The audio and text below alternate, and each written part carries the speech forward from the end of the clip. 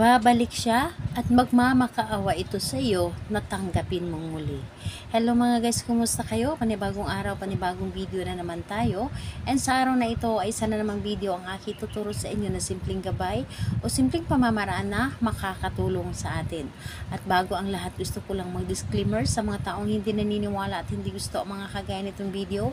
Please skip this video and maghanap kayo na videos na gustong gusto nyo dahil ang video na ito ay para lamang ito sa mga taong naniniwala and gusto mag-try. Sa lahat po ng mga nagko-comment dito sa aking video, dito sa loob ng aking channel, mag-ingat sa lahat ng mga nagre-reply sa inyo na dinadala kayo sa kanilang WhatsApp, pinay mo up upang makaiwas po tayo sa scam. Ngayon po ituturo ko sa inyo paano siya magmamakaawa at babalik sa inyo at muling makisuyo or muling suyuin ka para tanggapin mong muli. Gawin mo ito sa taong iniwan ka, sa taong bigla kang niloko, or sa taong bigla ka na lamang iniwan na hindi mo alam kung ano ang dahilan. So gawin mo ito sa kanya para makonsensya siya at magmamakaawa ito na balikan mo or tanggapin mong muli. Ang dapat lamang nating ihanda dito is kailangan mo lamang dito maghanda ng isang sibuyas, pwedeng pula, mas magandang pula. And kung wala kayong pula, katulad sa abroad is kadalasan ang ginagamit sa abroad is puti, pula or puti. Pero mas maganda talaga na pula, pero pwede naman na puti. And kailangan din natin dito ng papel na maliit lamang at panulat. So, ito lamang ang dapat nating ihanda. And kapag ready na yung ating gagamitin, ang isunod mo i-ready ang inyong sarili. I-ready mo ang inyong sarili, kailangan na buo ang inyong loob, tiwala at naniniwala sa paggawa nito at hindi ka nagdududa sa dapat mong gawin. So, ngayon po, kapag ready ka na, pwede mo na itong simulan. So, ang gagawin mo lamang dito is napakadali lamang.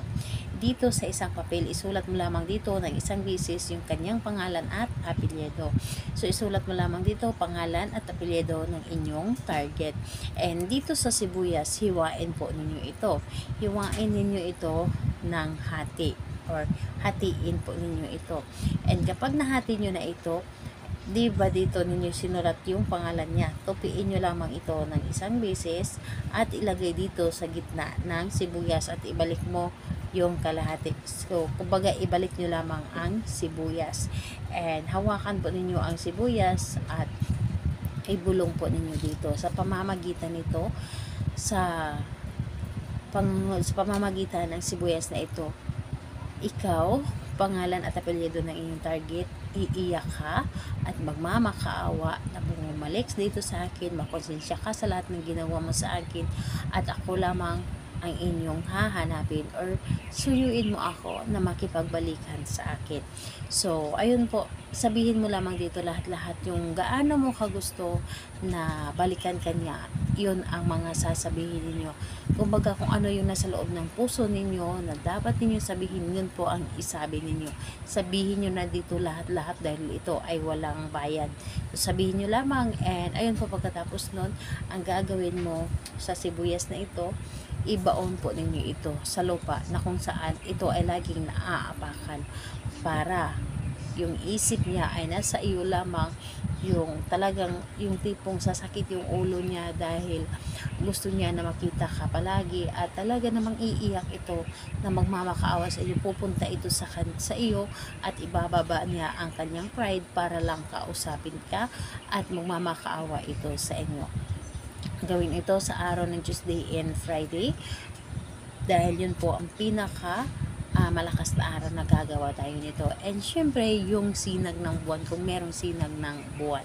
So ayun po, medyo stricto po ito, Tuesday and Friday lamang sa paggawa nito kahit anong araw at kahit anong oras po. And pwede din po sa araw or sa gabi mo ito gawin. Basta araw lamang ng Tuesday or Friday. So, yun po. Salamat po sa inyo. Bye-bye everyone. God bless us all.